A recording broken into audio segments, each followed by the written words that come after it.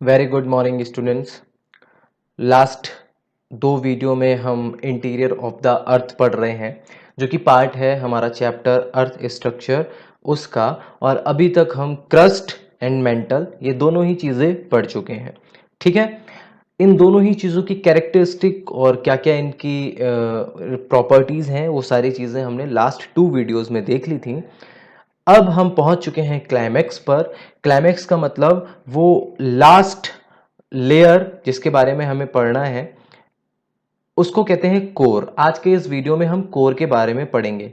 Core क्या है आप इस डायग्राम में एक बार फिर से देख लीजिए। ये सेम डायग्राम मैंने तीनों ही वीडियो में यूज किया है क्योंकि इसी से हम एक के बाद एक चल रहे हैं। सबसे ऊपर की लेयर पड़ी थी पहले वीडियो में, उसके बाद सेकेंड लेयर दूसरे वीडियो में, नाउ थर्ड लेयर पर हम आ गए हैं। आज हम कोर पढ़ेंगे। यहां से एक बार ओवरव्यू देख लेते हैं। कोर को दो पार्ट में डिवाइड किया गया है, outer core and inner core. ठीक है, और ये हमारा सबसे नीचे का यानी कि सबसे कोर सबसे ज्यादा इंटीरियर का पार्ट है। क्लियर? तो आज हम इस वीडियो में कोर के कैरेक्टरिस्टिक्स पढ़ने वाले हैं। तो चलिए चलते हैं जल्दी से फर्स्ट पॉइंट पर, कैरेक्टरिस्टिक ऑफ कोर के। Here, this is the most inaccessible part lying at the center of the earth। देखिए, जैसा कि मैं आपको बताता आ रहा हूं कि क्रस्ट के अंदर बहुत ज्यादा गहराई तक हम डिग कर नहीं सकते हैं। ठीक है, और अगर मान लीजिए इंटीरियर ऑफ द अर्थ में जाना भी है तो मुझे नहीं लगता कि कोर में कोई जा सकता है।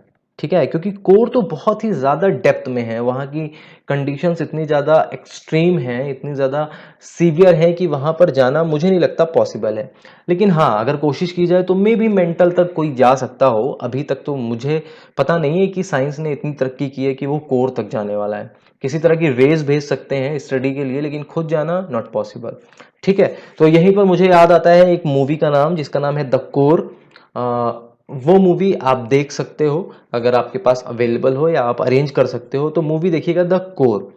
तो जो भी आप तीन वीडियो पढ़ के आ रहे हो अभी तक क्रस्ट मेंटल कोर, उस मूवी को देखने के बाद उस मूवी को बहुत ध्यान से देखना और कंपेयर करना कि जो पॉइंट आपको बताए गए हैं वो इस मूवी में लोग फॉलो कर रहे हैं, वही सारी साइंटिफिक चीजें दिखाई गई हैं क्रस्ट मेंटल कोर में कि नहीं दिखाई गई हैं।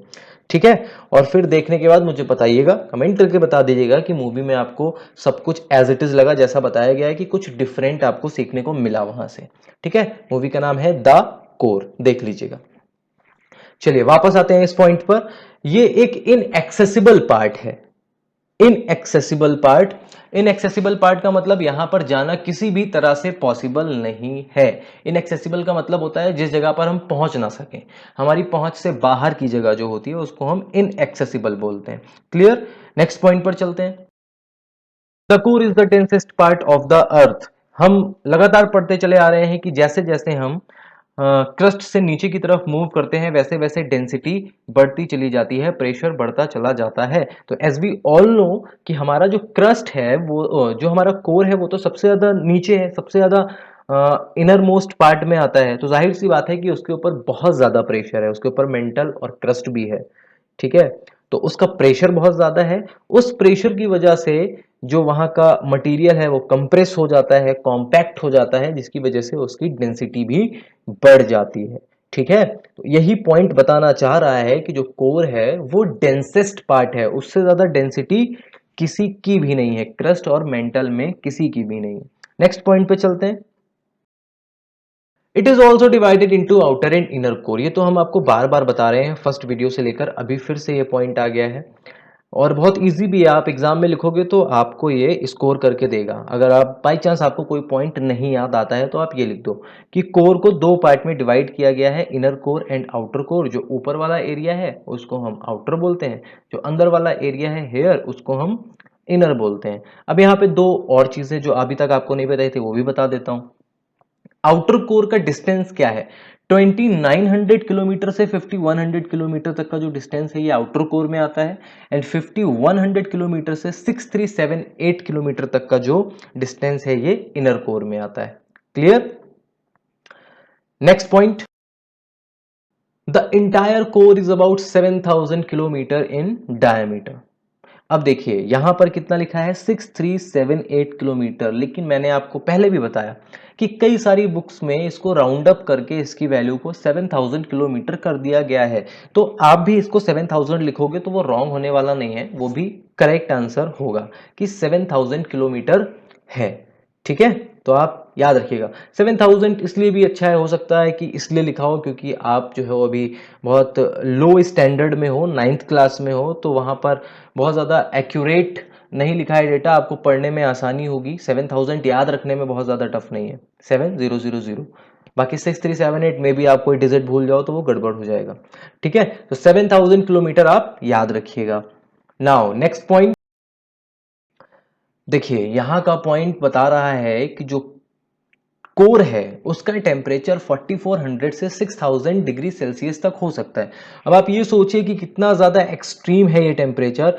जब हम मेंटल पढ़ रहे थे तो हमने देखा था कि वहाँ पे तो 1000 से 1900 किलोमीटर तक का ही टेम्परेचर बढ़ रहा था, बट वहाँ पे फिर भी रॉक्स किस स्टेट में आ गई थी, मॉल्टन स्टेट में आ गई थी, वो सब मेल्ट होके मैग्मा में कन्वर्ट हो गई थी। तो क्या आपके मन में ये सवाल उठ रहा है कि जब वहाँ पे मॉल्टन स्टेट हो गई थी तो हमारे कोर में तो 6000 डिग्री सेल्सियस टेम्परेचर है, तो यहाँ पे तो ऑब्वियस सी बात है मॉल्टेन होना चाहिए, लेकिन ऐसा नहीं है। क्यों नहीं है? क्योंकि कोर बहुत ही ज़्यादा डेंस है, उसके पास इतना ज़्यादा प्रेशर है कि वहाँ पर जितने भी एलिमेंट्स या मिनरल्स हैं वो सब बहुत डेंस और कॉम्पैक्ट हो गए हैं। अब क्योंकि वो बहुत डेंस हो गए हैं तो उनमें लिक्विड में कन्वर्ट होने की वो कैपेसिटी नहीं बची है। इसीलिए जो हमारा कोर है वो लिक्विड पार्ट बिल्कुल भी नहीं है, वो लिक्विड स्टेट में बिल्कुल भी नहीं है, वो हमारा सॉलिड स्टेट में आता है। देख लीजिए यहाँ पर लिखा हुआ है सॉलिड स्टेट। ठीक है, नेक्स्ट पॉइंट पर चलते हैं।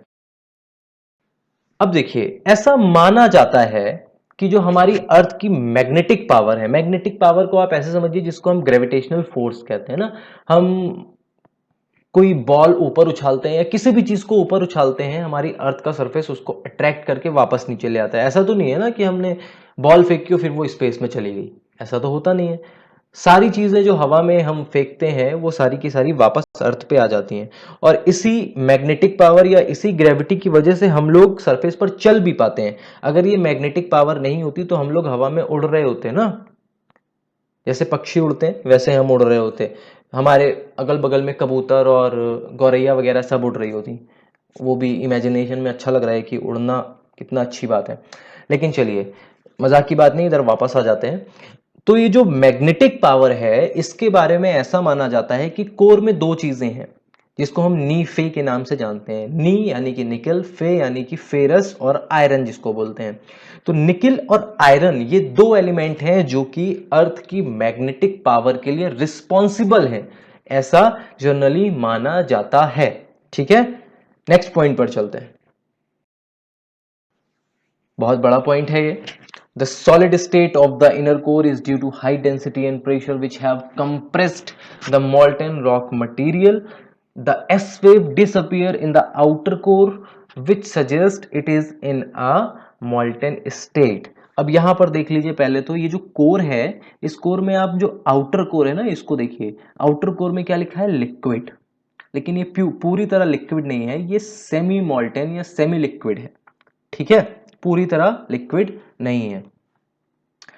और जो हमारा इनर है वो तो सॉलिड है। ठीक है, तो ये क्या कह रहा है कि जो solid state of the inner core is due to high density and pressure. ये जो हमारा इनर कोर है ये सॉलिड क्यों है, क्योंकि यहाँ पर निकल और फेरस बहुत ही ज्यादा हाई डेंसिटी के साथ प्रेजेंट हैं, एग्जिस्ट करते हैं।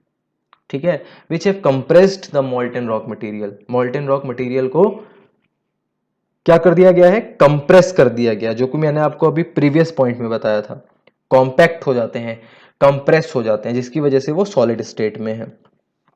अब होता क्या है कि जब लेबोरेटरी में इसकी स्टडी करने के लिए यहाँ पर आर्टिफिशियल वेव्स पेनिट्रेट कराई जाती हैं, जिसमें प्राइमरी, सेकेंडरी और टर्सरी वेव्स होती हैं, जिनको हम पीएस और एल वेव के नाम से भी जानते हैं। तो उसमें से जो एस वेव्स हैं, यहाँ पर देखिए, ये जो एस वेव हैं ये कोर में डिसअपियर हो जाती हैं, और खासकर जो हमारा आउटर कोर है यहाँ पर, ये जो आउटर कोर है यहाँ पर डिसअपियर हो जाती हैं। और इनके डिसअपियर होने से ही पता चलता है कि ये जो हमारा एरिया है आउटर कोर का, ये एक मॉल्टेन स्टेट में है। क्यों? क्योंकि एस वेव मोल्टेन या लिक्विड में ट्रेवल नहीं करती हैं। एस वेव सिर्फ और सिर्फ किस में ट्रेवल करती हैं? सॉलिड में करती हैं।